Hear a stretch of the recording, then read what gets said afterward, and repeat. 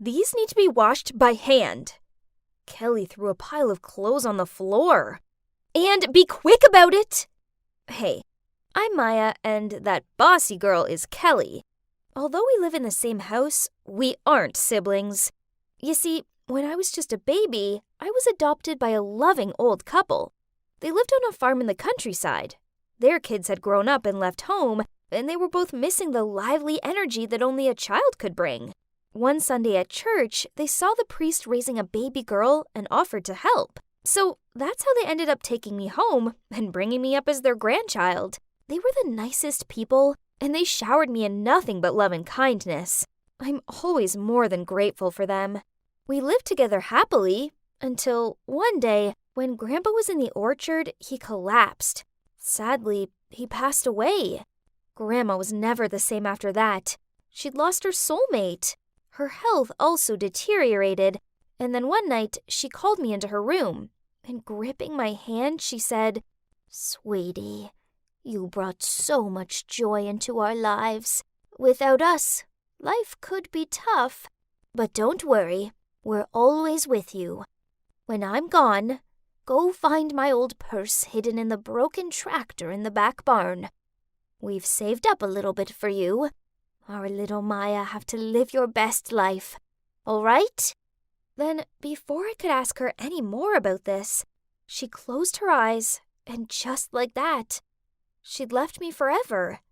I stayed with her for hours, crying my heart out. Afterward, following Grandma's words, I went in search of the money. Oh, God! I gasped in shock as I opened the purse.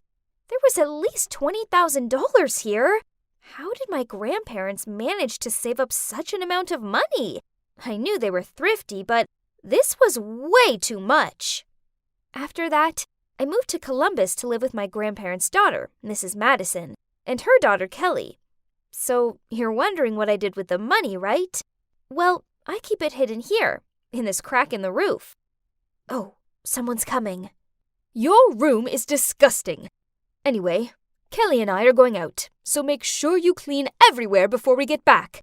I expect it to be spotless. I gave a weak nod and watched her totter away. This wasn't a new occurrence. Every day, they'd mess up the house, then force me to clean it. I know, I was basically the real-life Cinderella. But it's okay. As soon as I turned 18, I'm gonna leave this place anyway and start living my own life with my money. The next morning, it was raining, so I tried to walk to school as fast as possible, when suddenly, Kelly drove past me and deliberately sped through this big puddle. Mud splattered all over me. Jeez, why is torturing me her favorite hobby? My shirt was filthy, and as I walked toward my locker, some girls laughed at me. One even sneered. The dirty look must be trendy in the countryside, but here it just looks tragic. Yeah, I've been in the city for almost a year now, but I still couldn't fit in. Maybe it's because I always wear the same worn-out clothes and borrow all my books from the library.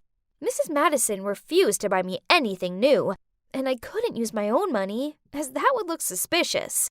I couldn't even afford to go on the school picnic. I'd never be one of them. Then, during recess, the class monitor, Josie, informed everyone that prom was happening soon, and the dress code was formal. While all the other kids squealed and clapped excitedly, I lowered my head and sighed. I had nothing to wear to prom. Maya? Hearing my name broke me from my thoughts, and I realized it was Josie, and standing around her were some of the nice girls from class. You have to come to prom this time, please. You've never joined us in any other activities before. Don't worry, we will help you look spectacular. I gave an awkward smile and replied, "Thanks, guys, but I can't expect you to do that." They all insisted that I should go, but I remained adamant that it wasn't my kind of thing. Then came Meanie Kelly. Maya isn't suitable for this type of event. How dare she say that? I mean, just because I wasn't a spoiled princess didn't mean I wasn't suitable to attend. So I turned to Josie and smiled. Actually, that sounds fun. I will go to the prom. That evening at dinner, I mentioned the prom to Mrs. Madison and suggested that it could be a reward in exchange for doing all the housework. She coldly replied, "You live under my roof rent-free, and now you expect me to do housework for you too? Or what, Your Majesty?" Then she turned to Kelly, smiled, and asked, "Darling, have you decided on a prom dress yet?" Then Kelly showed her mom pictures of gorgeous dresses on her phone while throwing smirks at me. Ugh! I couldn't sit around looking at Kelly's smug face anymore. This time, I definitely had to go to prom and be prettier than her. So that weekend, I went thrift store shopping with Josie, and after looking in about a dozen stores, Josie lifted up this really pretty blue gown. It had a tear down the side, but I knew I could easily sew that up and thrift flip it a little. I'd seen people do that on YouTube. The night of the prom, Josie did my hair and makeup, and I showed up in the dress. I felt like a real-life princess, and everyone was looking at me and giving me compliments, while Kelly stood there with her arms folded and a sulky look on her face. Then this boy called David walked over to me and started talking. Turns out, he was the new senior here. All the girls had their eyes on him, including Kelly, who walked over and tried offering him a drink, but he snubbed her and continued talking to me, leaving her standing there in silent anger before storming out of the prom. I had such a wonderful night with my new friends. I arrived home in a great mood and was happily singing to myself. But this instantly changed when I saw Kelly sitting there waiting for me. Such a thief! Now, don't tell me this fancy dress just fell down on you from the sky! Kelly shouted at me. I insisted that I hadn't stolen anything, so she dragged Mrs. Madison to the living room and asked her to check if she had lost any money recently. Mrs. Madison said no without thinking at first, but when she read Kelly's face, she started to fake complaining about some $100 bills missing from her purse, and the two started to jump on me. Ugh! Unbelievable! I ran up to my room and tried to shake away the negative thoughts and think back to how happy I was at prom. Then, as usual, I checked my hiding spot. Huh? What was that noise? I looked towards the stairs, but no one was there. It was probably just the house creaking or something. The next day at school was amazing, as loads of kids stopped and talked to me. Then, when I got home, I went up to my room and double-checked my hiding spot. My heart plummeted in my chest. The purse! It had gone! I frantically searched for it. Then I remembered hearing something last night, and there were only 3 of us in this house. Could it be? Furious, I ran into the living room where Mrs. Madison and Kelly were watching TV. I shouted at them, "My money! I want it back right now!" In an unconcerned tone, Mrs. Madison replied, "What money? What are you talking about? Oh, I see. So you have your own money all along and have been keeping it for yourself? Poof! What an ungrateful brat! Mom lets you live here even though you aren't actually family, and now you're accusing us of stealing? I knew they'd taken my money, but what could I do about it? I had no choice but to go back to my room and cried as I looked at old photos of me with my grandparents. The next day at school, I really wasn't in the mood for lessons. During recess, I was just staring out of the window in despair when I heard a cough, so I looked and saw David there.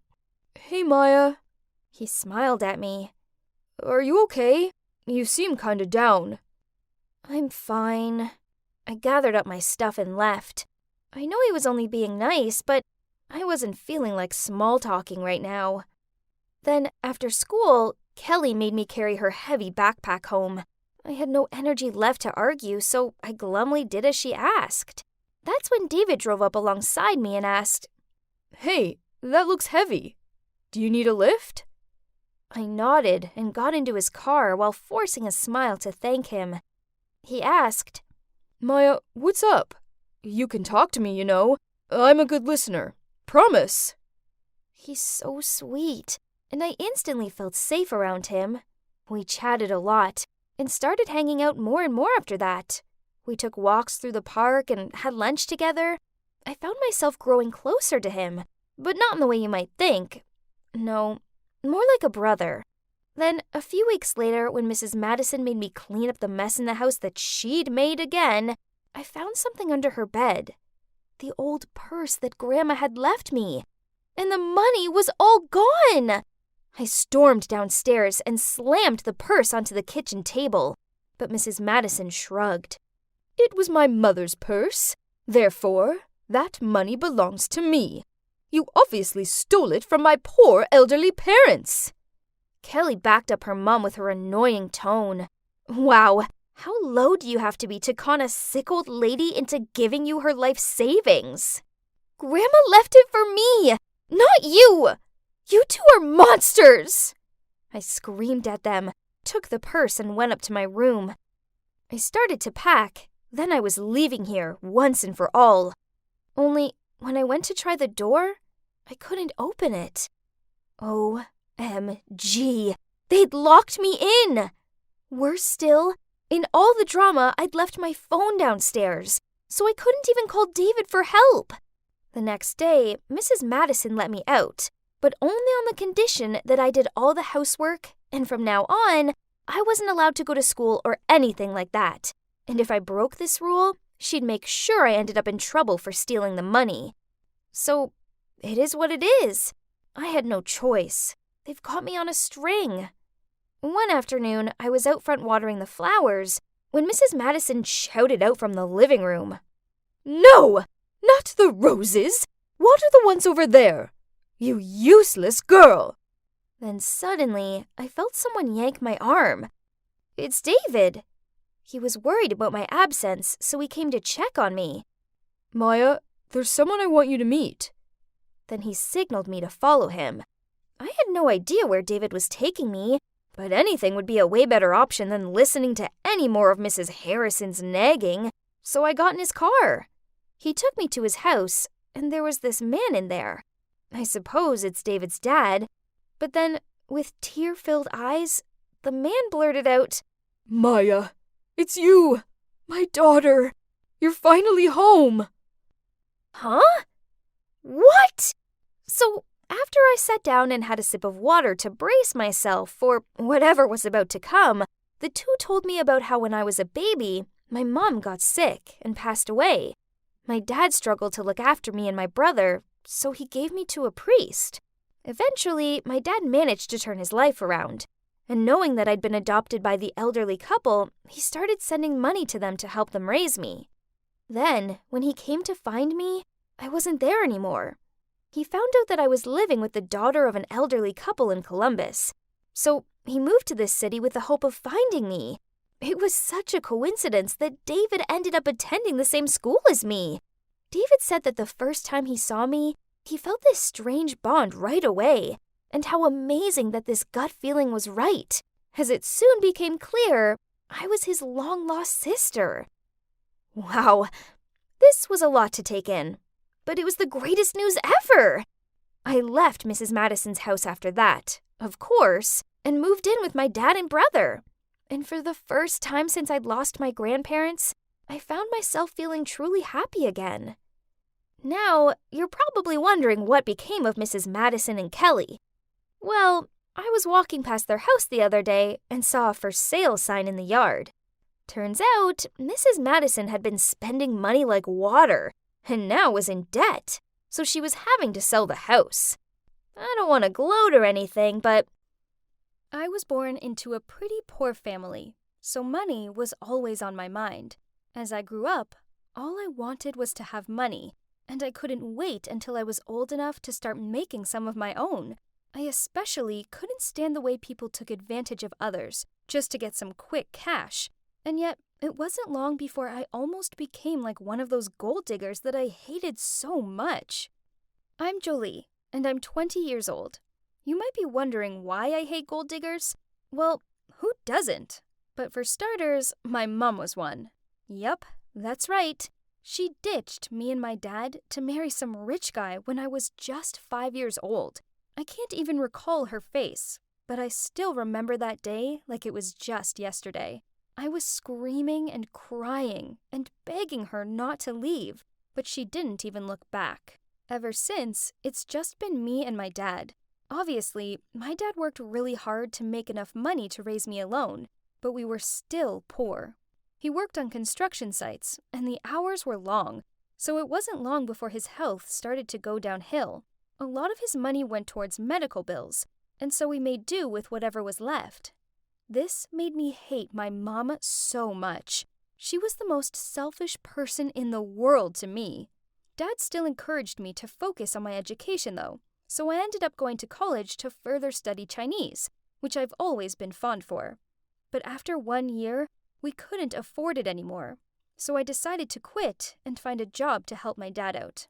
At first, I worked as a waitress, but I was pretty smart, and my Chinese was good, so eventually, I got another job as an interpreter in a big company, where I met John. He was the CEO, and also the person who would change my entire life. So there I was working 2 jobs, and even though I was exhausted, I was happy. I was making enough money to look after my dad, and also had enough left to buy gifts for my boyfriend. Yep, that's right. I had a boyfriend called Scott, and we'd been dating for 2 years. I felt like the luckiest girl in the world, because he was drop-dead gorgeous. I loved buying him stuff, because it made him so happy. Finally, my life was turning around for the better. But then everything changed in the blink of an eye. I caught Scott cheating on me with some woman the same age as his mom. I couldn't believe it.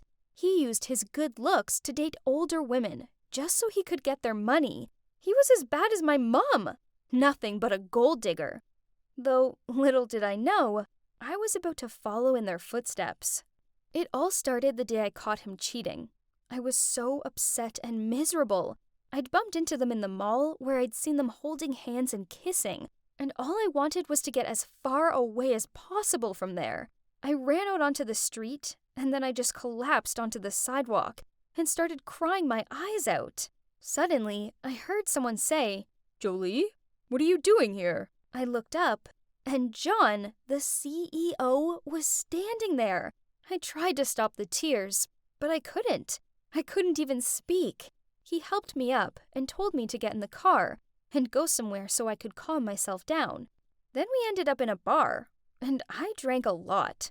I couldn't stop myself from telling him about what Scott had done. John comforted me, and then, the next moment, I woke up, and John was lying next to me.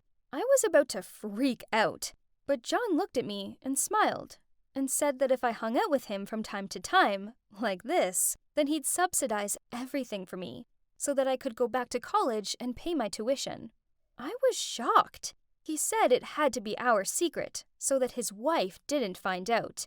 I was about to say no way, but the thought of being able to finish my studies and graduate made me consider it again. And after all, John was being so sweet, and me and my dad could really use that extra money. So the next moment, I found myself nodding my head, and the rest was history. I had officially become John's secret lover, aka a gold digger. And let me tell you, my life got so much easier. I went back to college and had more time to enjoy life. But at the same time, I couldn't shake off the guilt, especially when I thought about John's wife. I'd never met her before, but I knew from working at John's company that her name was Doris, and that she was the perfect wife. I even found out that they didn't have kids because Doris was infertile after some accident. This made me feel so bad. How had I let myself become a mistress like this? It wasn't right. But still, I couldn't just end things with John. You see, I'd actually started to fall in love with him. Yes, you can say I was a gold digger, but I also had real feelings for him. And so did he. He took care of me, and I was happy with him. It was only natural that I'd start loving him. And so, even though I knew what we were doing was wrong, I couldn't stop it. Then one day, I was walking to the bus stop when a random man approached me and said that Doris wanted to meet me. Oh my God, Doris knew about me? I felt so sick suddenly. He said she wanted to meet me right away, and so I followed him to a nearby cafe where she was waiting. As soon as I saw her, my jaw dropped. I knew her. It was the woman Scott had cheated on me with. No way! I couldn't believe my eyes. When she saw me, she looked shocked. But then she said, "Well, well, well. Looks like we're destined to meet. Okay, I'll get straight to the point. You need to back away from my husband." What? Clearly, Doris wasn't the perfect wife everyone made her out to be. I said to her, "You do know you're no better than me, right? I wonder what John would say if he knew you were having an affair too." She was furious.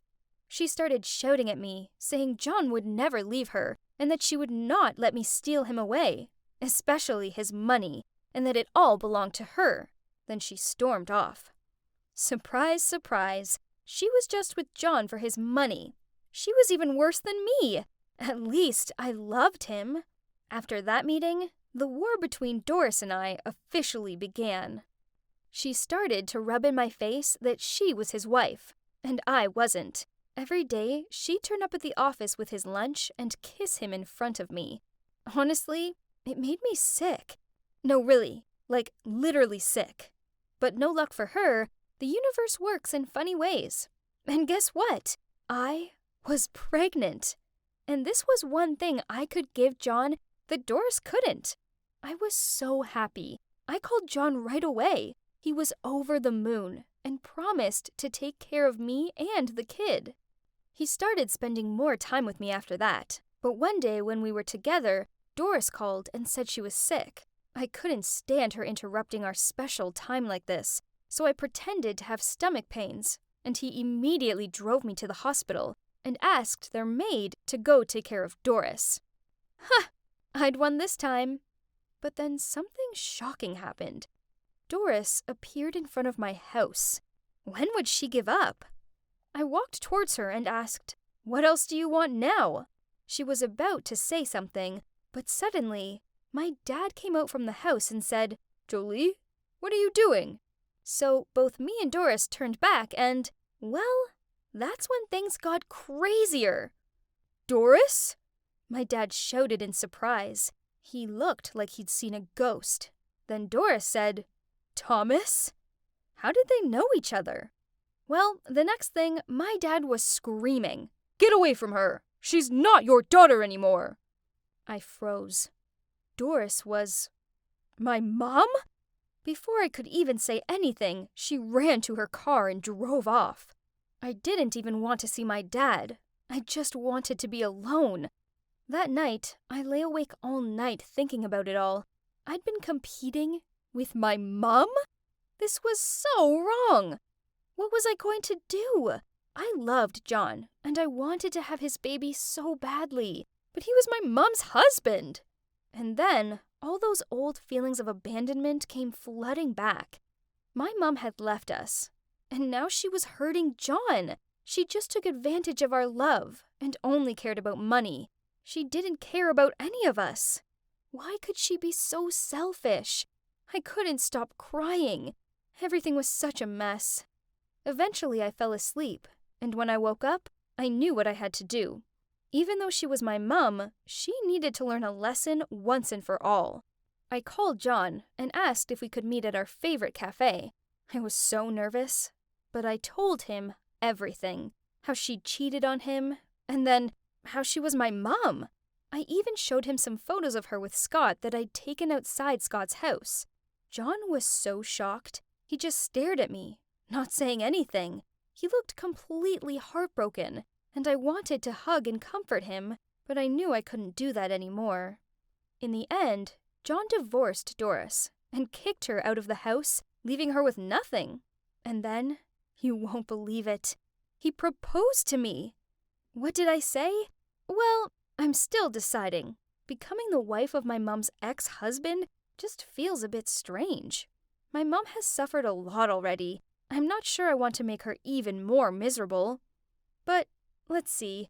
All I know is that I'm going to give birth soon and raise this baby in the best way I can. I'm definitely going to be a better mom than my mom was. That's for sure.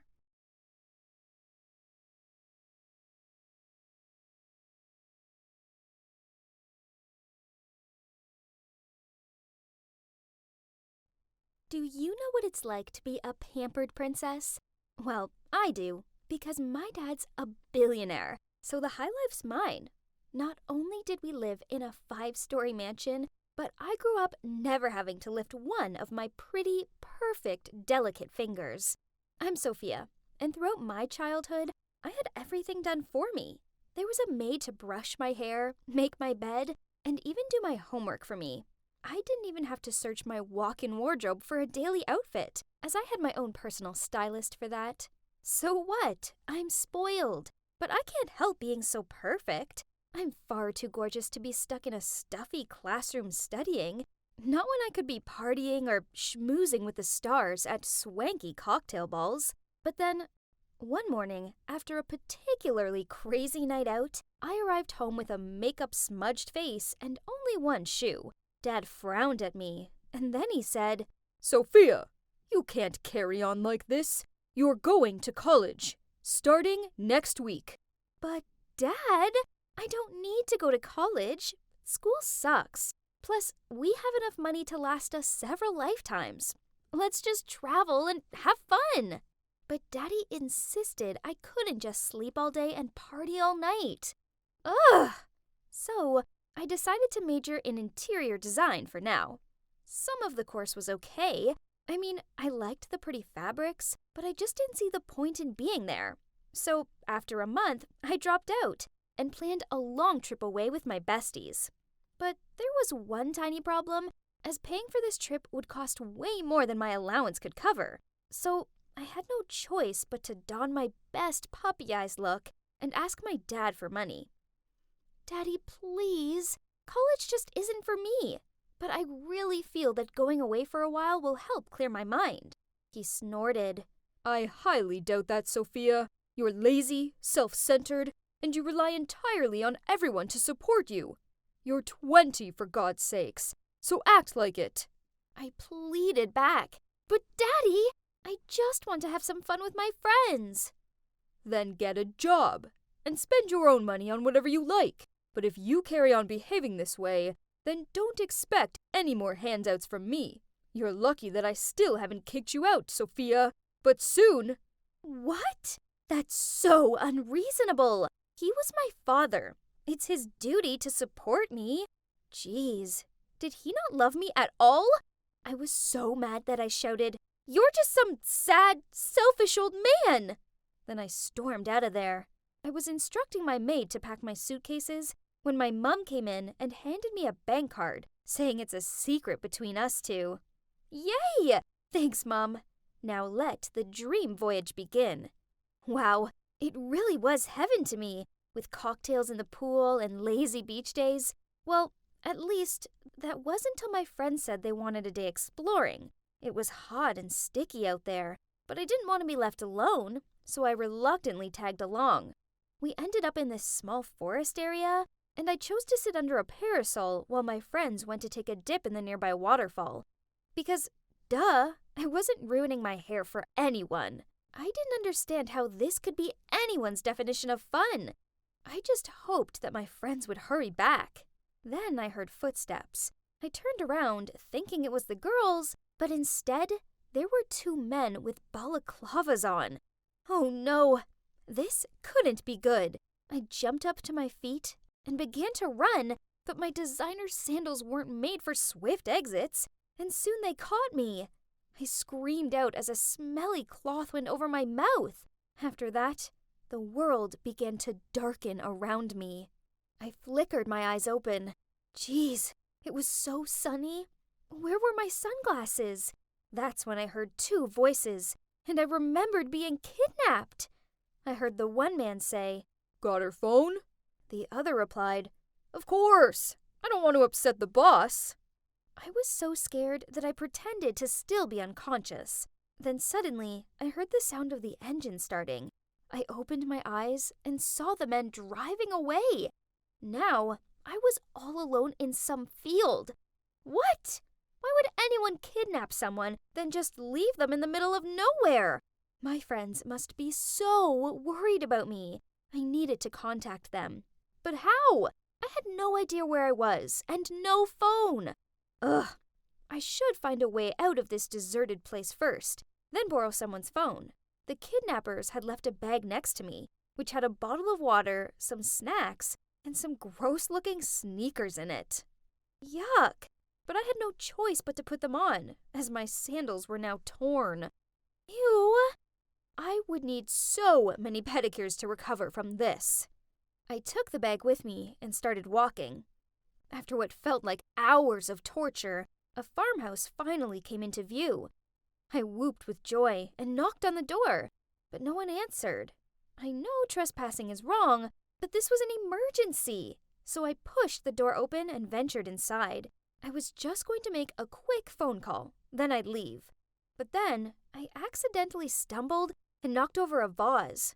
A smashing sound broke the silence. I panicked and was about to run away, but from upstairs, a man came down and shouted, "Stop! Thief!" Before I could explain, he grabbed my hand and pulled me back. I tried explaining that I wasn't a thief, but he gave me a skeptical look and said, "Well, in that case, you can leave once you've paid for my vase. That's a collectible." What? This ugly thing? Ugh. I told him I would as soon as I made a phone call, so he doubtfully passed me his cell. I stared at it. Turns out I have never cared to remember any of my friends' numbers. I then thought about calling my parents, but no way. I was mad at Dad, and asking for his help right now only meant accepting defeat. No, never. I told the man I would pay when I got home, but he refused to let me go.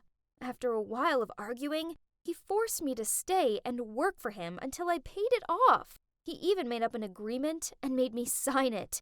And what other choice did I have? Yep, I was completely stuck here. This was the worst day of my life.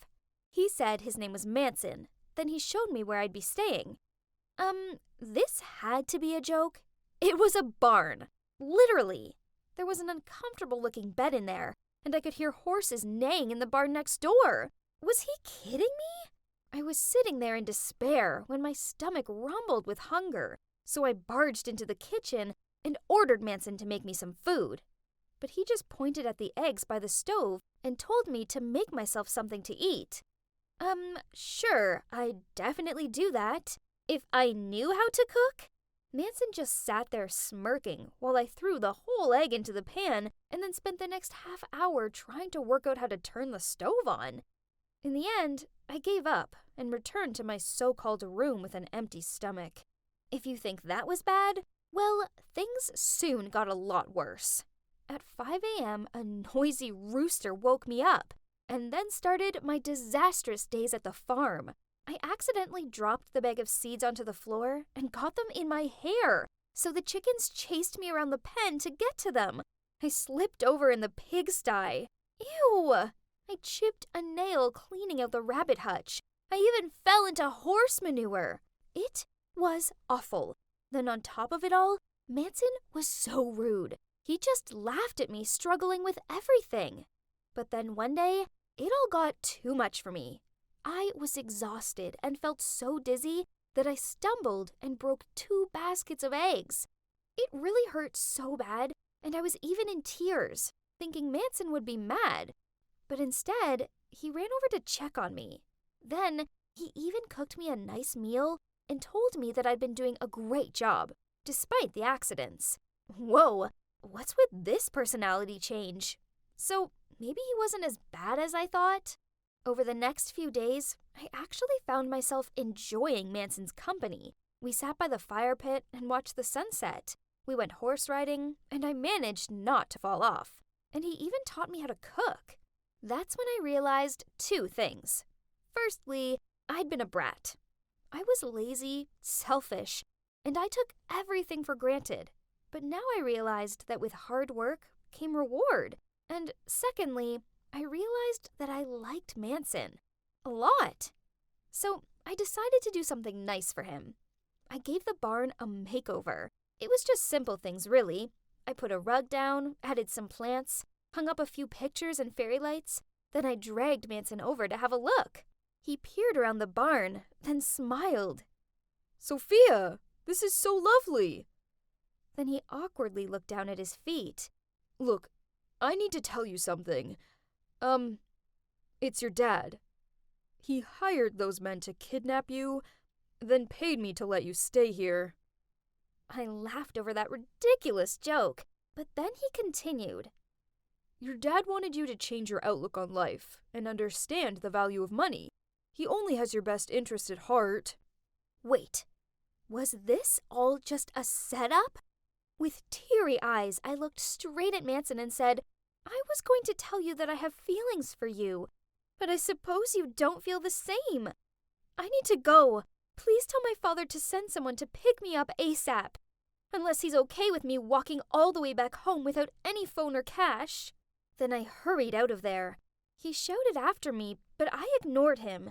I was so angry and upset. I continued walking until a car eventually pulled up alongside me. It was our family's driver. He took me home. Then I locked myself in my room, refusing to come out. It took a few days for me to calm down enough to go confront my father. And when I did, well, I found myself running into his arms and telling him how sorry I was. He looked so shocked. I finally realized that my dad only did that because he loves me, and he wanted me to see the true values of life. I told him I would resume my studies at college, but there was something else I needed to do first. I showed up at Manson's doorstep with some carrots for the horses and a new vase. On seeing him, he grinned, then gave me the biggest hug. Guys, life isn't all about designer clothes and expensive holidays. Sometimes a stinky farm full of even stinkier animals and a cute guy, well, that can be the best place in the world. As for the future, well, Manson and I are both taking it slow and seeing where it goes. I do have big plans for his farm, though. I'm helping him renovate the barns into holiday cottages so other people can sample the country life too. A part of me will always be a pampered princess, but as for the other part of me, well, it turns out she can make a mean egg bagel and outrun a pen full of chickens. Don't take life for granted. It doesn't matter how pretty and rich you are. Instead, there's far more to life than just that.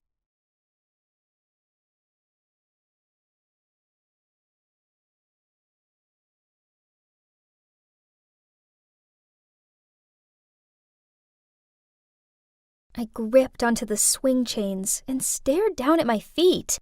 Someone was walking over. It was Lydia. What's up? She asked as she sat on the swing next to me. Hey. I managed a weak smile. It's probably nothing. It's just, my parents have been arguing a lot. Then this morning, Mom smelled some unfamiliar perfume on Dad's shirt and accused him of cheating. Is he really having an affair? Lydia rubbed my shoulder. No way! Your dad probably just got caught in a spray mist cloud at the department store or something. You shouldn't jump to conclusions that quickly. Your dad loves your mom. Anyone can see that, so don't worry. I mumbled a yeah in agreement. My name's Cora, and as corny as it sounds, before this incident, I had been pretty satisfied with my life. I'm attending a renowned university. I get along really well with my parents, and despite being an only child, I've never felt lonely, as I have my best friend, Lydia, for company. She's more of a sister to me. Regardless of the problem, I just needed to drop her a message, then we'll meet at our spot, which is the swings at the park. Yep, I had it all, and I thought nothing would ever change that. It turns out that I was wrong. So it all began with my dad. He was acting oddly. He often looked at his phone, then smiled to himself. And then he'd take his phone into the bathroom and not come out for ages. This didn't go unnoticed by Mom, but when she asked him about it, he just shrugged and said that he had some problems with his digestion. Then, while Mom was doing the laundry, she smelt an unfamiliar perfume on his shirt. She marched over to him, threw the shirt at his head, and demanded that he explained himself. Dad denied it and said it was probably just his work colleague's perfume, and that she was overreacting. That's why I arranged to meet Lydia at our spot. And as usual, she was so sweet and supportive. Lydia was right. Maybe I had thought too much. I came home and caught Mom crying in the kitchen.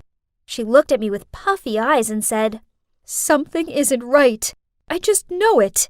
He doesn't look at me like he used to." I sat down, hugged her, and said, "Mom, let's stop overthinking. I trust Dad. He'll never betray us." I stayed to comfort her for a while, then eventually she calmed down. The next evening, Dad came home with a big bouquet of blue roses, Mom's favorites. Then he cooked dinner for us both as an apology for making us sad. Mom looked touched, and she also apologized for misunderstanding him. I told myself that things would be okay now, right? For the next few weeks, Mom and Dad seemed to be fine. But then, on my mom's birthday, we invited Lydia and her mom Josie over for dinner. My mom was busy in the kitchen, so I took the birthday gift off of Josie for her. That's when I smelt it. Her perfume.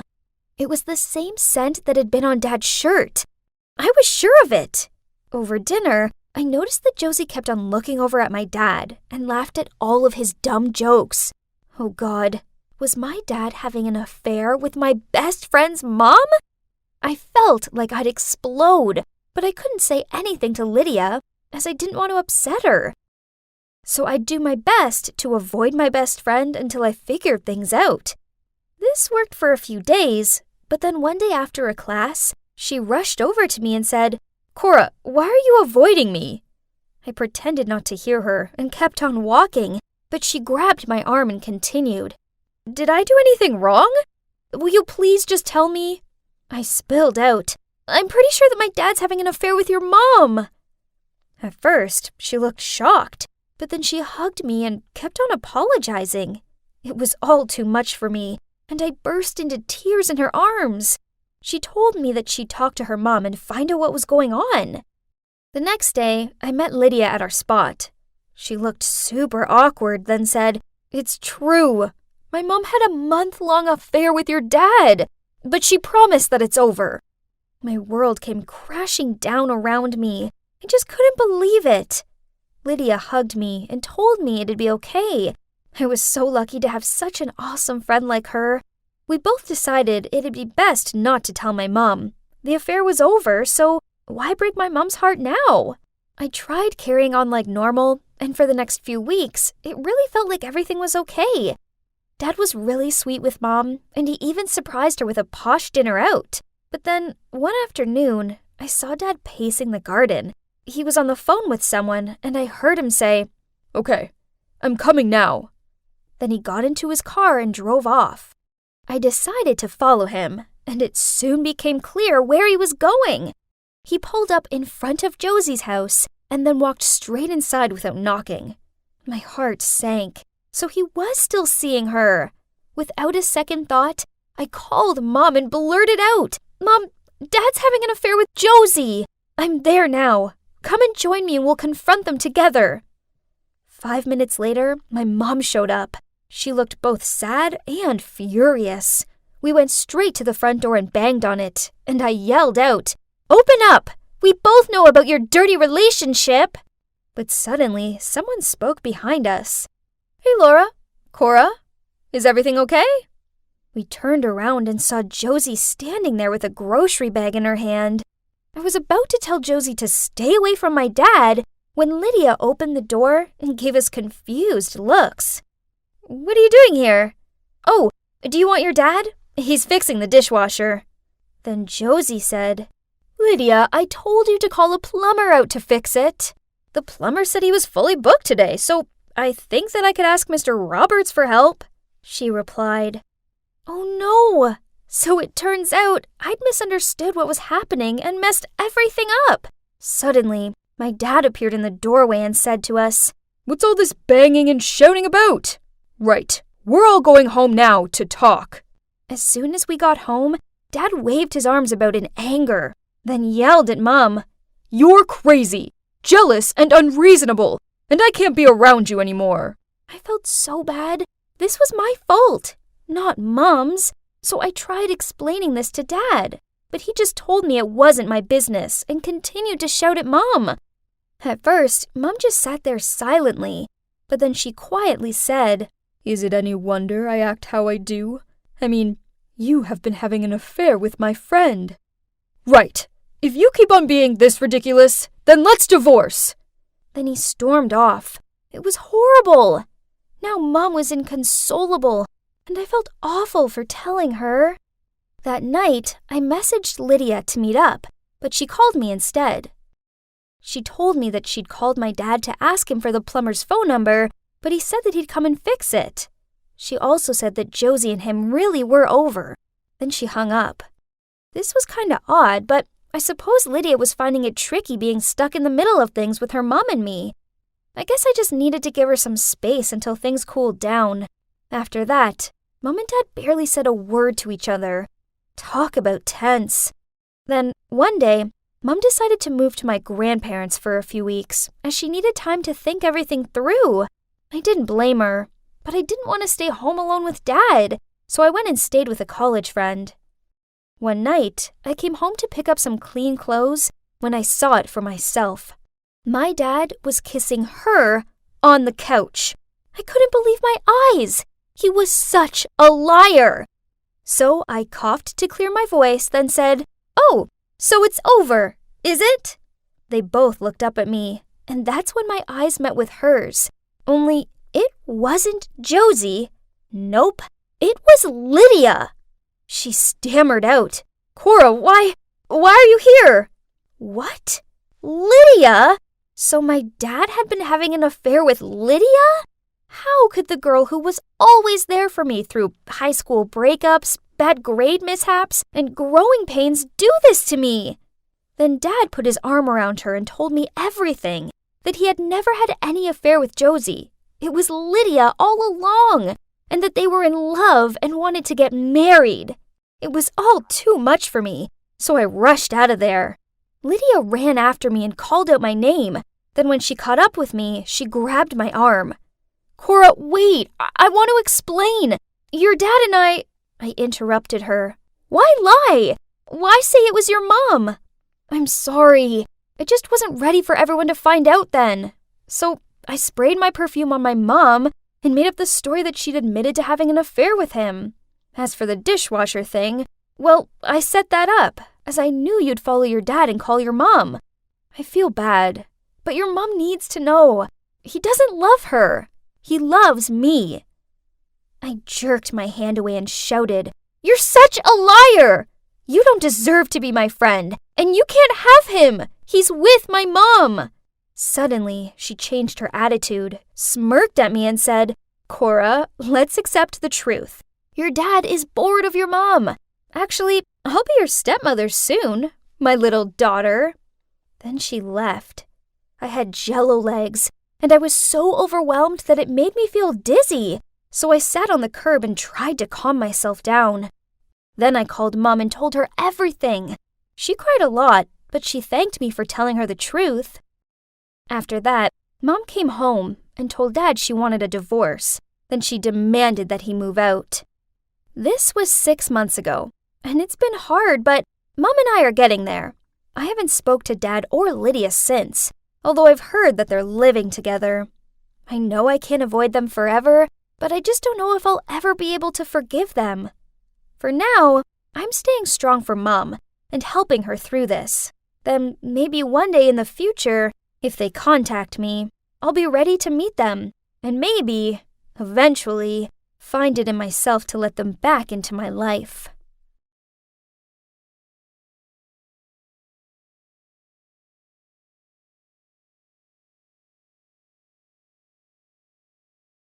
"Hey, Alex." I felt someone tap on my shoulder. I turned around to see who it was, and it was Roxy, my crush, who also happened to be the most beautiful girl in the world. I figured I must have been in her way, so I quickly mumbled out, "Sorry," and stepped aside. But out of my surprise, she smiled at me and said, "So, a little birdie told me you like me? You know, I think it's cute you haven't made a move on me yet, not like most of the guys around here." I stared at her open-mouthed. Was I dreaming? I pinched myself to check. Nope, this was real. So I nodded my head and muttered out, yeah? "My friend's having a party at their frat house on Wednesday. You want to come?" Before I could reply, her friend Luke appeared, and grinning, he said, "Yeah, you just gotta come to this party." Roxy hit his arm while giving him a dirty look, then smiled at me. So it's at number 19, starts at 9 p.m. I'll see you then? I nodded in response and she said, Great, see you there. Then she winked at me before she walked off. So yeah, I'm Alex, your average second-year college student. And this is the story about how my crush tried to lure me into a seriously sinister trap. I guess I'm a normal guy. I'm not as rich and popular as the kids from the frat houses are. Instead, my room is in the regular dorms, and although I'm not ugly or unpopular or anything, I'm easily overlooked. So I kept my crush on Roxy a secret because she was way out of my league. She was so beautiful, this was crazy.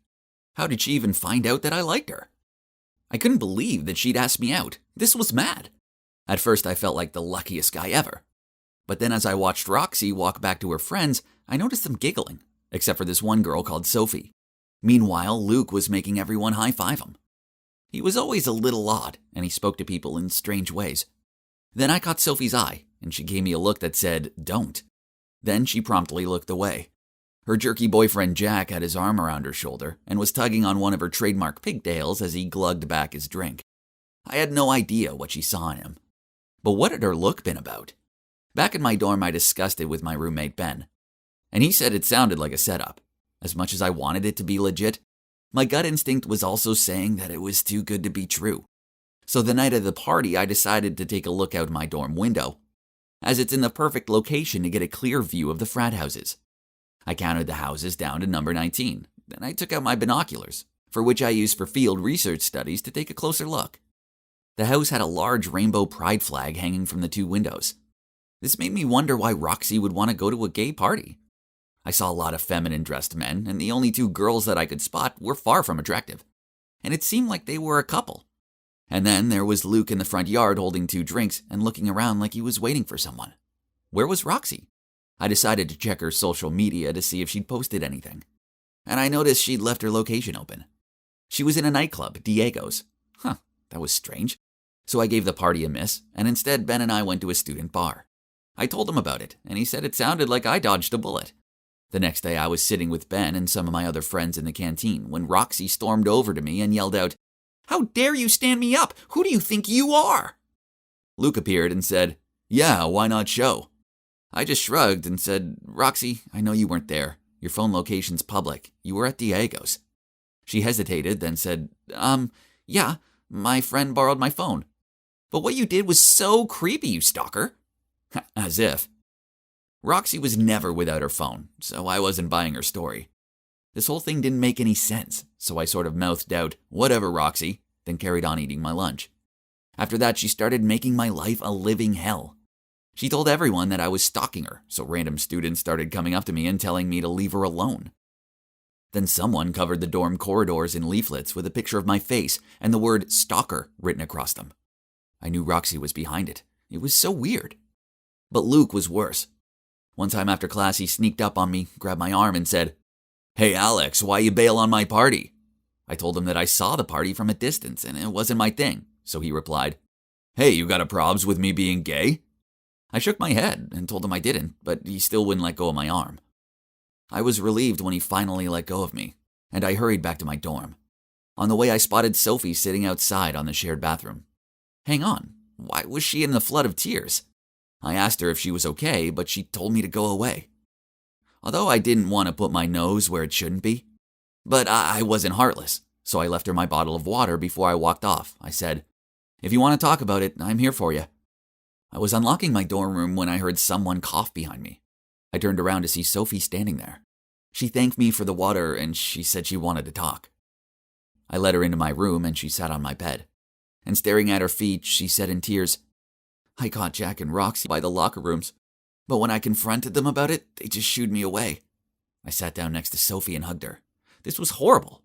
It looks like I've been so wrong about Roxy. She wasn't my dream girl at all. Instead, she was a nightmare. Sophie continued, "It gets worse. Roxy stole my assignment and submitted it as her own. It's due tomorrow and I don't have the time to write a new one." She started crying again. I passed her a tissue and said, "We'll sort this out. There's no way she's getting away with it. That's horrible." So I told her to send an email to the college dean and to her course tutor explaining what happened. She'd attached the original assignment and all the notes she'd written about it. They both got back to us within minutes and said that they would look into this. Sophie looked so delighted, but then suddenly her smile dropped, and she fiddled with one of her pigtails as she said, "Alex, there's something I need to tell you. Please don't hate me." Then she told me how the party Roxy had invited me to had been a trap. Roxy found out I had a crush on her, and she was embarrassed that an average guy like me dared to have feelings toward her. And she was adamant she needed to teach me a lesson. So that's when Luke said he would help, as he wanted to add me to his collection, so they hatched a plan. Roxy invited me to the party, and Luke was waiting for me with a spiked drink. Apparently, this was Roxy's way of silencing me, and making sure I didn't look at her in the same way ever again. Whoa, this was so dark. I shivered at the thought of what could have been. It was terrifying.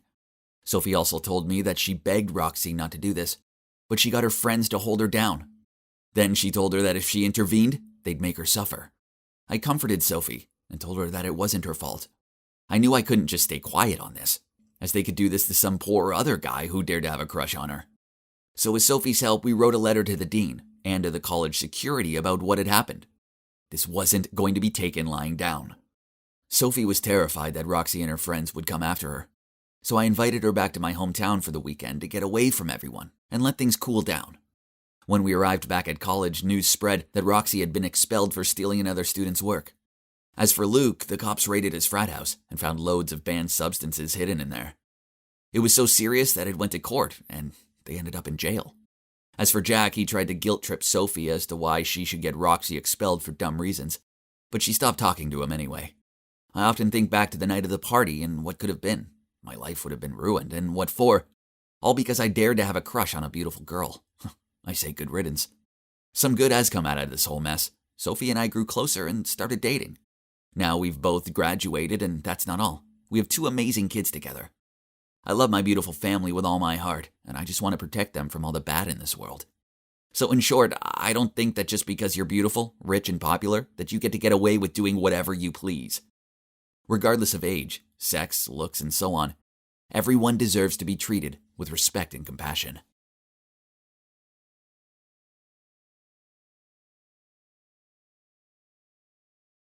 In every high school boy's story, there's always a drop-dead gorgeous girl who makes him do stupid things to try to win the girl over, right? Well, my story is pretty much along those lines, except I was competing with a dog. Yeah, you heard me. Here we go. So my name's Liam, and I'm 17. And Suzanne is the girl I was chasing. I remember the first time I laid eyes on her. It was during a football match at school, and she was one of the cheerleaders. Her bouncy blonde locks and her bright blue eyes drove me crazy, and I couldn't take my eyes off her. In other words, I was smitten. So that's when I started my pickup plan. I paid my friend $10 to find out her address and her favorite food. Stalk her much? Well, this was only the beginning. Once I had her address, I walked up to her house holding a strawberry cheesecake with a love letter attached to it. I peeked over the fence and was about to put the cake on the doorstep, ring the doorbell, and run away. But as I was walking towards the door, a dog appeared and jumped towards me.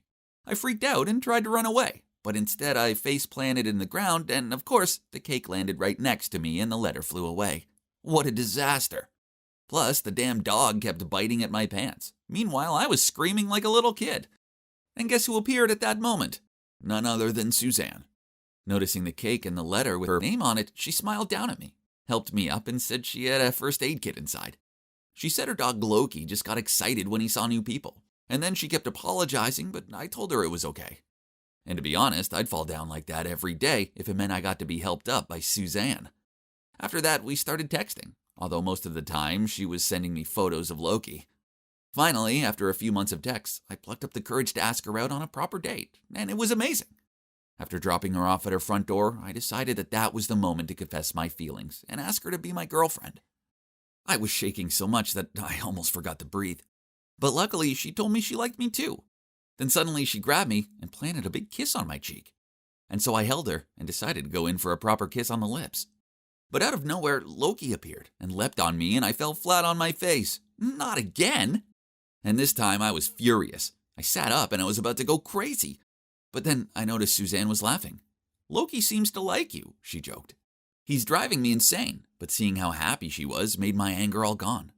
I was about to stand up and go in for a kiss again, but Loki kept pulling Suzanne inside. She had no choice but to follow him. So I was left there all alone. Man, what was that dog's problem? After that night, I refused to go to Suzanne's house when we met up. I even told her I thought her dog hated me, and she thought that was hilarious. She then said he was just protective, and then she shared the story of why they adopted him. So when I was 8, my best friend lived next door. His name was Andrew, and Loki was his pet. The three of us were so close, but one day Andrew's parents got divorced, and Andrew moved to Canada with his dad. So he left Loki with me.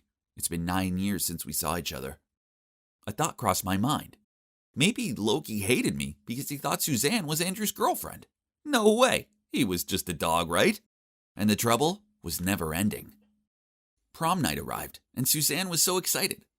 I made sure I got to her house early and waited her for a while she did her hair and stuff. I told her I'd wait outside, but she insisted I come in.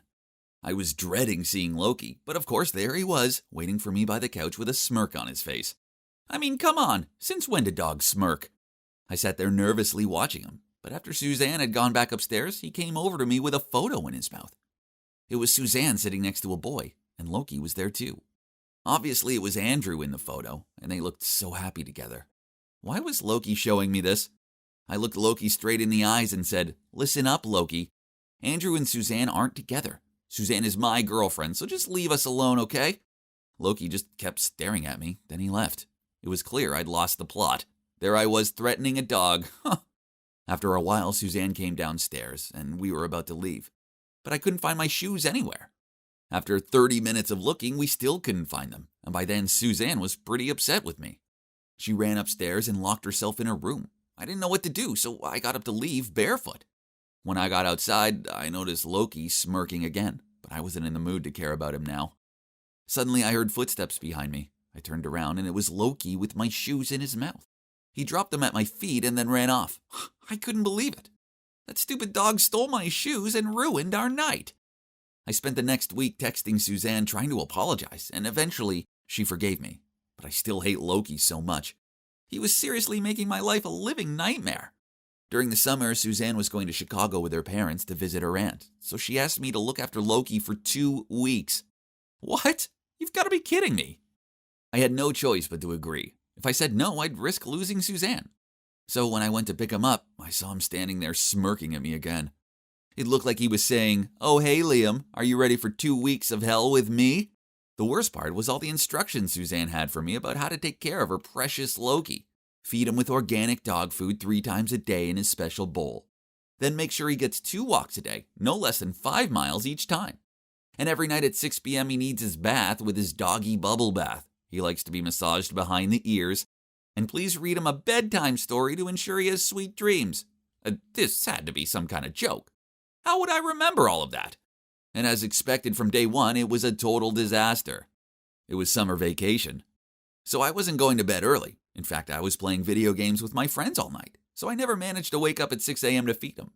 And surely he wouldn't die if he skipped a meal, right?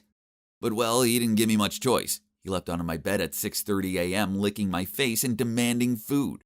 Another time I was going to my friend's house, so obviously I couldn't take him with me.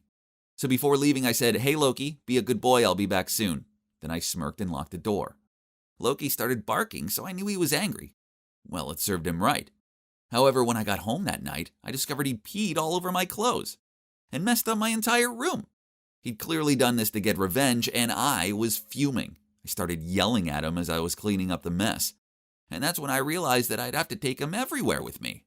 Even though he was super annoying, I started to understand why Suzanne loved him. He was smart, affectionate, and I guess it's kind of nice to have company. When I was watching movies alone, he would come over and lay in my lap. When I played video games, I could ask him to bring me snacks. And once I went to the toilet and realized the loo roll was finished, and I shouted, "Loki, can you please get me some loo roll?" And he actually brought me one. A few days later, we were out walking in the park, and I saw some boys playing basketball. I was desperate to join them, so I told Loki to wait for me. But after the match, he was nowhere to be seen. I freaked out and frantically searched the whole park, but it was hopeless. Suzanne would never forgive me if I lost her precious Loki. So the next day, I put up some flyers, hoping someone had found him. Well, luckily for me, someone called me and said they had found him. I immediately went to get him and waited outside the address they'd given me, which was in a kind of dodgy part of town. While I was waiting, two men dressed in black clothes approached me. They looked suspicious, so I tried to step out of the way, but one of them grabbed my arm and said, "Give us your money, otherwise you might get hurt." I started struggling and trying to get away, but this made them even angrier. I freaked out when suddenly I heard a familiar barking. Loki! He was rushing towards us and started biting at the robbers' clothes, pulling them away from me. I was so relieved, and after a while, the robbers ran off, scared half to death. I gave Loki the biggest hug, and he was wagging his tail in delight. Then a woman with a dog came towards us. Turns out she was the person who had called me. She'd been walking her dog Penny in the park when Loki had started following them and wouldn't leave Penny alone. He'd been smitten with her, so Penny's owner didn't know what to do and took Loki home. Eventually, she saw the posters, and that's when she'd contacted me. So Loki was as bad as me, chasing a pretty girl. How funny. When we got home, I thanked Loki again for saving me. Then I said, "You know Andrew doesn't live here anymore, right? He's in Canada, which is far away. But listen, I love Suzanne so much, and I know you do too. So we'll take care of her together, okay?" He kept staring at me like he was waiting for something more. So then I said, "Oh, right. Yeah. If you agree, I promise I'll take you to Penny's house to visit her. Deal?" I reached out my hand to shake his, and he legit put his paw in my hand. Okay, done deal. A few days later, Suzanne got back and picked up Loki. And when I told Suzanne everything that had happened, she burst out laughing. After that, our relationship got even better, and we started hanging out with Loki more. Although whenever I wanted to kiss her, I always said to Loki, "Hey bro, look away." And he never once tried to interfere again. Loki and I are on good terms now, as he's in love with Penny as I am with Suzanne. It's true what they say, boys go wild for pretty girls.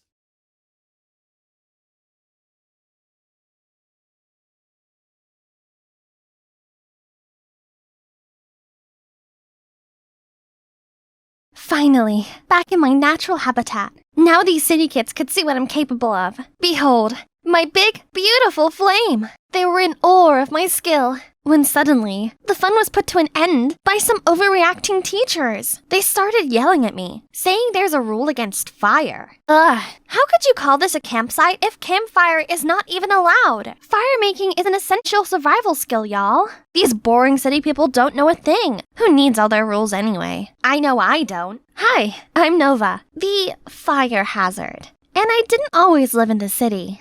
I spent the first 14 years of my life on the road. Our family used to travel the country in our RV. We never stayed any place more than a couple of months. We foraged for food and slept under the stars. But my world was flipped upside down when my parents decided to divorce. My mom wanted to settle down, and my dad would continue life on the road. I begged to go with Dad, but Mom had custody of me. "I'd love to stay with you, my little birdie, but I have to go. No cage can hold me for too long." At that moment, I promised myself I would break free and spread my wings too. My mom and I then settled into a small 2-bedroom apartment in Savannah, Georgia, where we were greeted by our neighbors, Brenda Foster, a middle school teacher, and her son, Scott, who I'd soon be attending school with. Mrs. Foster was really friendly, but from the moment I met Scott, I knew we wouldn't get along. City people were always grumpy and glued to their cell phones. Mom had to work 2 jobs just to make ends meet, accountant by day, Burger King employee by night. Her colorful wardrobe was replaced with dull uniforms, and all we ate now was fast food. I still kept a sheer hope that one day, when Mom makes enough money, we will hit the road again soon, but No, this is going to be our forever home. Things might be hard for you at first, but trust me, it'll be good for you in the long run. that sounds like she wants my life to be this boring and stuffy for all eternity. Then came school. There were tons of rules, and every moment of our day was scheduled. In just one morning, I got in trouble for going to the bathroom and for eating my lunch. And on top of that, every teacher complained about my penmanship and spelling. But things were worse when I was among other kids. I could hear their whispers everywhere I went. One girl even came up to me and asked why I wore weird hippie clothes. My clothes aren't weird, you are! Even when some of them invited me to sit with them at lunch, I felt like an outsider. Anyone down for some pink drinks after school? Not me. I'm saving up for the Eras tour. Count me in! I'm entering my pink girl era. None of these words they say makes any sense to me. Finally, they asked about my old life. Well, we didn't have to eat this junk. We can get fresh vegetables by the road. And I know how to skin roadkills. And every day we tried many different fruits and fungi. But be careful, a simple mushroom could kill you. but by that point, I noticed they were either speechless or as pale as a ghost. Did I say something wrong? Every school day was a blur of confusing subjects, but today was my first music lesson, and I was so excited to finally do something I was good at. When the music teacher, Mr. Shapiro, asked if anyone wanted to perform for the class, I sprung up from my seat, ready to go. I confidently sang my favorite song, but halfway through, Mr. Shapiro interrupted me. We're learning classical music. That style is called reggae, which we don't teach here. Nova's a hippy-dippy weirdo. The whole class erupted into laughter. What did I do? Ugh, Scott! I was so gonna give him a taste of my rosewood guitar, but everyone held me back. In the end, Mr. Shapiro said he'd be talking with our moms after school. Scott and his mom had already left before my mom came. Mr. Shapiro told her that I was a violent hothead who always dressed inappropriately. I waited for my mom to defend me, but she simply apologized. I'll talk to her about this later. Please excuse her behavior. She has never been to school before. Who was this woman and what had she done to my mother? Later, I told my mom how terrible school was. The constant staring and teasing, the way that everyone seemed to be a little afraid of me. Contrary to my expectations, she told me I should try harder to blend in, and she even had bought me normal clothes for school. Mom, clothes are my self-expression. I'm not changing just to fit in. What happened to you? Didn't you teach me to be myself? I did, but now I need you to blend in so you can make friends. I had to leave before bursting into tears. I couldn't stay in the stuffy apartment any longer, so I went out the window, climbed down the fire escape, and just ran away. But at one point, I realized I didn't know where to go, so I wandered around until I bumped into the Fosters, who insisted on walking me back home. Strangely, Scott seemed less annoying now, and kept looking awkwardly at me the whole way home. My mom was clearly surprised to see me when she opened the door. I felt like a joke, because she hasn't even noticed my rebellious great escape. I couldn't sleep that night. After thinking it over, I came to the conclusion that I could get my old life back if I found my dad. If only I knew how. The next morning at school, I went looking for the tools I needed to find my dad. Compass, flashlight, map. Scott? What are you up to in there? You first. I wanted to apologize for what happened in music class yesterday. Your turn. I'm gathering what I need to go find my dad, and there's nothing you can do to stop me. Stop you? It looks like you need help. Those things may have helped you hundreds of years ago, but these days we just use the internet. I didn't want Scott's help, but maybe he was right. I had no clue where to start, and I could hardly even figure out how to use my cell phone. Maybe I need a little help to learn about the internet. Follow me. Scott spent that afternoon teaching me the basics of the internet. He also asked about my old life, and I found myself telling him everything. All the things I missed and hated about this new life. To my surprise, he was understanding. His mother was a single mom too, and it had been years since he heard from his father. After that day, I thought I hated him a bit less. About a week later, I felt like I was ready to start my search. Little did I know, Googling my dad's name would give me literally millions of results. I was about to give up when I saw some people looking for their dogs. That just gave me an idea. I printed as many flyers as the library would allow, and spent the next day putting them up around the neighborhood. I was surprised by a strange phone number. Hello? Yeah, hi. I just saw a clueless hippie wandering around and I think they matched the description you provided. I was over the moon by how quick I got a response. But then I saw Scott, half a block away, grinning at me with a cell phone in his hand. That internet thing you taught me is useless. Finding people is not that fast, even with the internet. Your best bet would be the database at the police station. Are you sure you... I didn't need to hear any more words and immediately flagged down a police car passing by. Over here, officer! The officer pulled over and rolled down his window. Morning, sir. Please take us to the station. What are you kids doing? Where are your parents? Well, I'm looking for my dad. I heard the officer speak into his intercom, saying he was bringing a lost child back to the station. Well, that's not what I meant, but whatever does the job, I guess. As he led me into the back of the car, I remembered. Sir, he's with me. Should we bring him too? Correction, 2 lost kids. Scott was obviously stunned as the police officer escorted us into his car. It's hilarious. Of course, I need my sidekick with me to help me find that database thingy. Shortly after arriving at the station, the officer left the room to get us some water. As soon as the door closed behind him, I sprung into action. I had to look in every corner, but Scott wasn't helping. Come help me. Where could that database thingy be in this room? What? No, dummy. It's in here. Then he jumped to the computer and did some clicking. Type your dad's name here. Keep an eye out. In an instant, a file with my dad's info came up. I printed it out and sprinted home before the ink could dry. My heart was pounding as I dialed my dad's number. Hey, yo! Dad, it's so good to hear your voice. Who is this? It's me, Dad. Complete silence on the other end. Did I call the wrong number? It's me? Nova? Nova! Glad to hear from you. Guess what, kid? I've been up to all kinds of adventures. Then he talked to me about his amazing trips that I would have loved to be on. Then I asked where he was so I could go find him. I live in the moment, my little birdie. I go where the road takes me. Please, Dad, let me tag along. Okay, meet me at the exit of the interstate at 10 p.m. tomorrow. He ended the call before I could say anything else. I felt the sudden urge to cry for some reason. They must be happy tears. I was finally seeing my dad again. But how could I get there? Maybe my sidekick Scott could help me. If he had made it back from the police station. Oopsies! I ran to Scott's apartment, and to my surprise, he answered the door. Hey, how did you get home? Once I explained to the officer that you were just a little eccentric, he let me go. I'm sorry I left you there. I wasn't really thinking. Oh, I spoke to my dad, and he's picking me up tomorrow night. So I need your help to get to the highway. The highway? What kind of parent asks his 14-year-old to meet him at the highway at night? Did he even ask you how you were doing? Or your mom?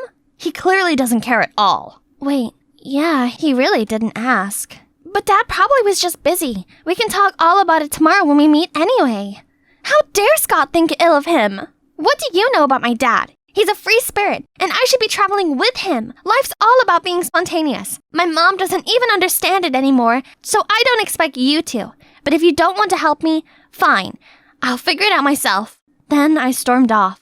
The night after, I was struggling with Google Maps. My phone was suddenly snatched out of my hand. I'll take you there. You might get lost if you go alone. I was still a little upset about yesterday, but that was nice of him. Plus, Scott was right. I would get lost on my own. We arrived early and waited. The hours dragged by, so I called Dad several times but no answer. When I saw it was past 11 p.m., my call finally came through. Oh man, you were there now? Our bus passed Savannah a while ago. We're having a grand party. You should see. Oh, well, maybe we'll cross paths again soon. Bye, little birdie. He hung up right away. I noticed Scott watched me for a reaction, but I couldn't hold it in and burst into tears. Scott got us on the bus to go home. I was sobbing the entire way and couldn't talk through all the tears. Eventually, Scott spoke up. When my parents divorced, I spent a lot of time being mad at my mom too. I couldn't understand why she didn't make my dad stay. But she did try to, right? Nope, she just accepted it. And I eventually realized that she wasn't weak like I had thought. She chose to stay to make sure my life was normal. Leaving would have been easy. And what she did, keeping the lights on, actually took a lot more strength. What Scott said sounded surprisingly mature. After that, we sat in silence for a while. I understood what Scott was saying, but I didn't think it applied to my case. My mom was just not the person she used to be. We arrived home very late. Before we parted, Scott said, "Why don't you ask your mom why she decided to settle down here? Kids don't always understand why parents do certain things. Maybe you should hear her out." I nodded and took a deep breath before opening the door. My mom was on the phone with the cops, and as soon as she saw me, she ran to give me the biggest hug I had gotten in a long time. She asked me where I'd been, and I told her everything. How I tried to find Dad, how he stood me up, and things Scott said earlier. She listened to me attentively, then said what Dad did was terrible, but not exactly out of character. You know how we stopped by a town from time to time? Working temporary jobs like waiting tables and washing cars, right? What you didn't know is that your father always messed up and got fired a few days after he started. So he decided that he'd look after you while I worked. I didn't realize how hard Mom had always been working while me and Dad were just carelessly having fun. Then I asked why she chose that life in the first place. When I met him, I was working a 9-to-5 job that I hated, while your dad was all about, the world is a book, traveling makes you a storyteller. Of course, that sounded fascinating, so I quit my job and set myself free on the RV we bought. But why did you decide to settle down after all these years? After having you, I realized our wandering life wasn't a good environment for a kid. I was worried you'd have a hard time once you got older, especially because your dad wasn't being helpful and was only being a bad example for you. Besides, homeschooling is difficult. We aren't teachers. You deserve to grow up in a stable home, have friends your age, and create deep connections with them. I got you two, and people we met from all over the country. That's not enough, honey. I thought I should give you a normal life while you're still young. You'll be better prepared to make your own decisions later as an adult. It was unfair to you, because you didn't choose that life. We did. The resentment I had towards my mom melted away. In its place was a profound gratitude for all that she sacrificed. I wasn't good with words, so I told her that the best way I could. Do you miss our old life? Well, yes, but for now, you're my #1 priority. After the hurt's gone, it was time to heal. I tried to focus on my lessons and learn the rules. My mom even helped me pick out clothes that were more appropriate for school, but still felt like me. I tried my best to enjoy the same movies as other kids and learned to play their favorite songs on my guitar. Soon enough, they became my new friends. I continued to grow even closer to Scott, my friend and partner in crime, from the start. Still, my mom and I agreed that we shouldn't totally abandon our love for travel, and she promised that we would plan a few big road trips every year, starting this summer. I can hardly wait for our trip to Niagara Falls with Mrs. Foster and Scott. Just another beautiful Sunday. I was bragging to Nanny Emma about my wonderful adventure. Goodness, that's incredible. Weren't you scared? Of course not. Dad taught me. Why are you still here, Amy? Get ready for your piano lesson. Oh, it's Mom. Again. She rushed in, snatched the phone out of my hand, said, "Go now or I'll delete all these videos." Okay, just delete them. Nothing you do could ever make me care more about those noise-making logs. Then I left to my room. Always ballet and piano and violin. What kind of mother forces her kid to do things they don't like? Ugh, I won't back down this time. I have my videos all backed up online anyway. She can't control me. What? Huh? What else? I turn around to see Mom drop to her knees. No, it can't be. Just this morning, my husband was still... Dad had suffered a stroke on a trip to survey a gem mine, and they couldn't reach the hospital in time to save him. How could that be? He's not only my dad, he's my bestest friend. I bet the news is just as hard to deal with for my sister Brianna, as she was always the one who went on business expeditions with him. He's the best dad we could ever ask for. But he's gone, and it felt like Emma and Brianna were the only people who really loved me now. Just last week, Dad was sitting here, next to me. Darling, it's not good for you to just sit home and wallow. Why don't you get out of here for a few days? And go where? Next week, your sister is going on a trip to a new mine. You can tag along. I'm sure she'd enjoy the company. I don't know. I don't like business trips. I'll bet you can make time for some adventures while you're there. There's bound to be hiking and things you like to do. Since when does Mom support any of my hobbies? She really must not want me around, huh? If that's what she wants. Okay then. Sure. We were already running late for our flight when Brianna realized she had forgotten her passport. I offered to stay with her, but she insisted that at least one of us should make the flight. She assured me she'd be back in time for the next flight and we'd see each other soon, so I hugged her goodbye and headed toward the gate. While waiting for Brianna to arrive, I've already booked myself a skydiving session, as recommended by the hotel's receptionist. This thing is right up my alley, but the weather doesn't look too good. Are you sure this is normal?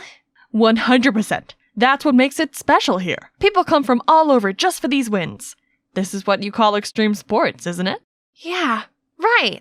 Bring it on. So on the count of 3, I was free-falling. It was an unrivaled exhilaration, the ultimate thrill, until I deployed my parachute. Instead of gently floating to the ground, I was carried away by gust after gust of wind.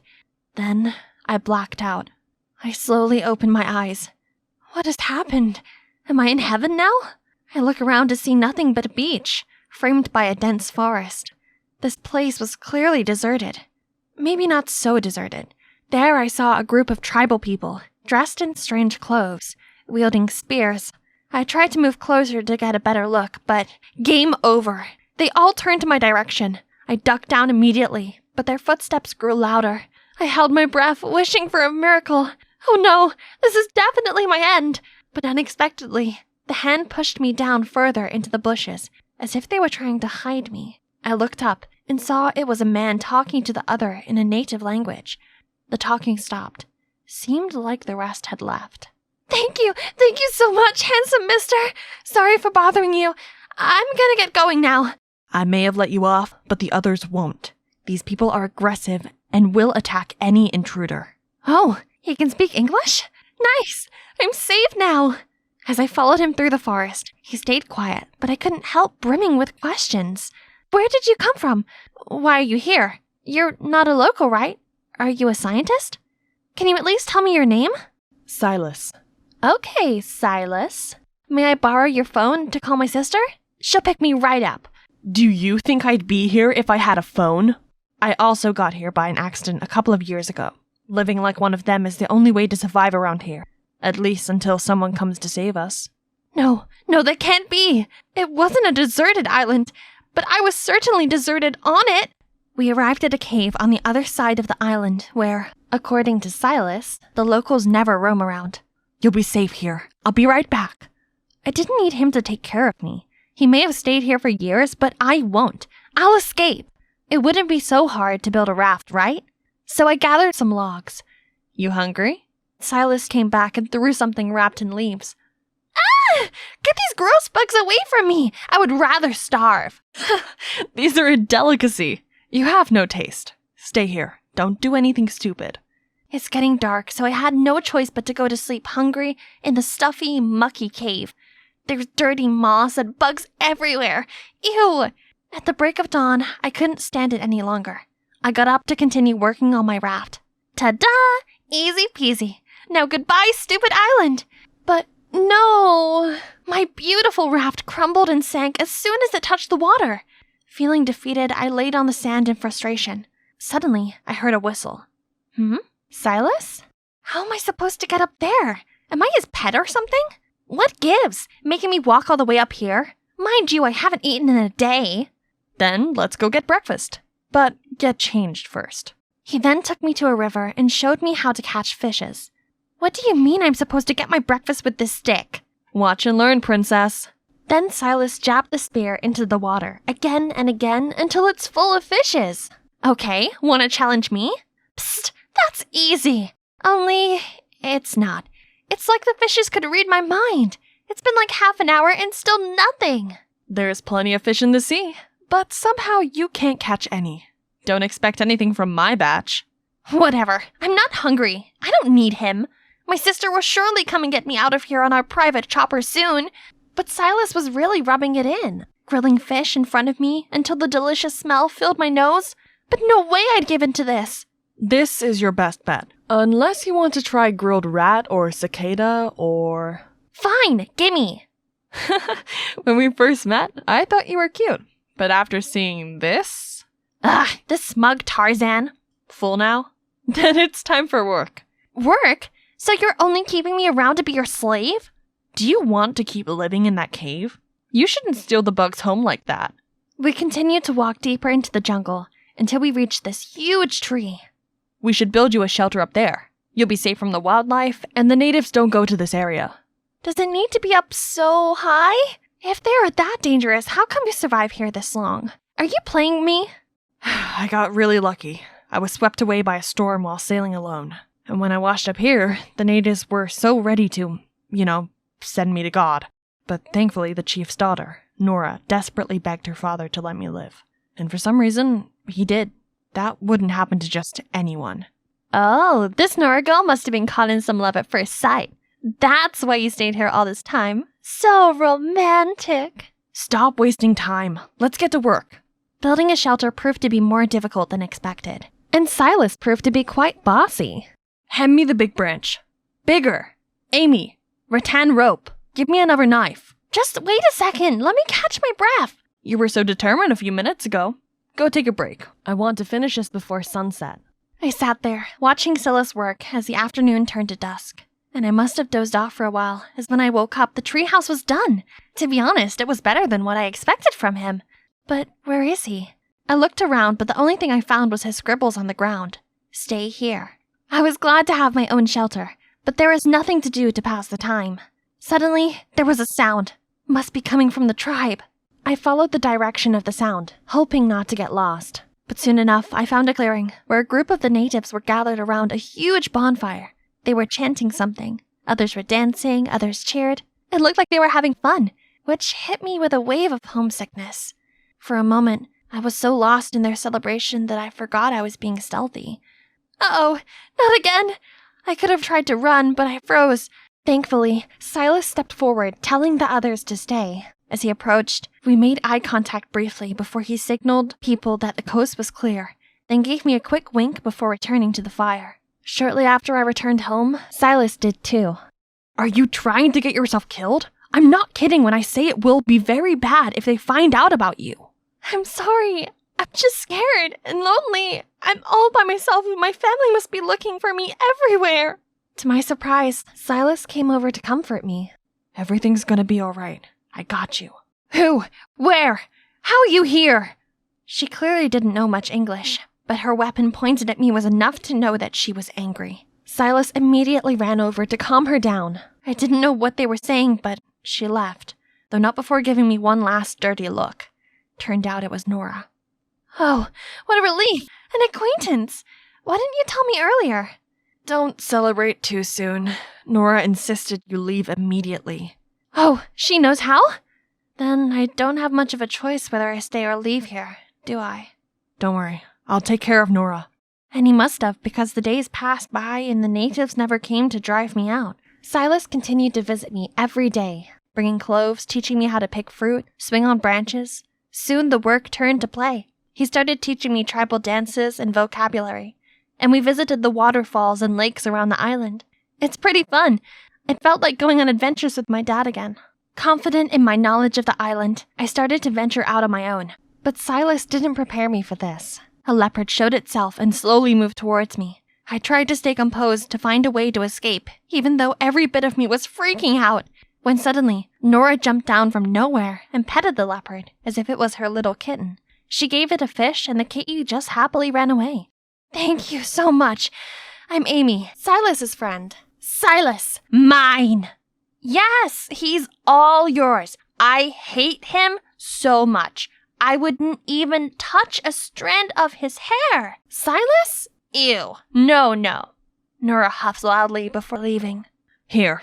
Or maybe I shouldn't share it with you since you hate me so much. Oh, stop it. My life was on the line. It was not time to confess my feelings. Oops, what did I just say?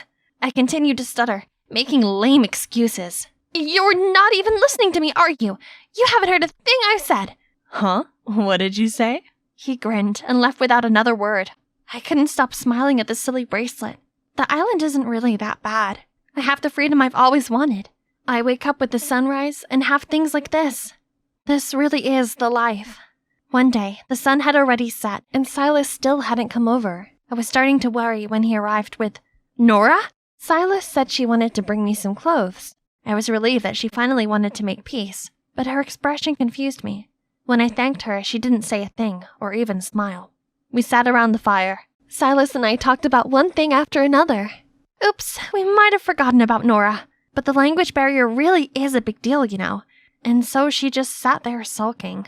Suddenly, she stood up, causing hot coal to splatter all over me. Silas hastily helped me clean my hands as Nora stormed off. Is she okay? Maybe you should go follow her. But Silas reassured me she'd be fine and went to find aloe vera sap for my burns. I think she misinterprets our relationship. Does she? 'Cause I too thought there was something going on. I was too surprised, but managed to gather myself enough to reply clumsily. Says who? I don't think you've formally courted me, sir. Tomorrow will be our first date then. In the mushroom forest. What do you say?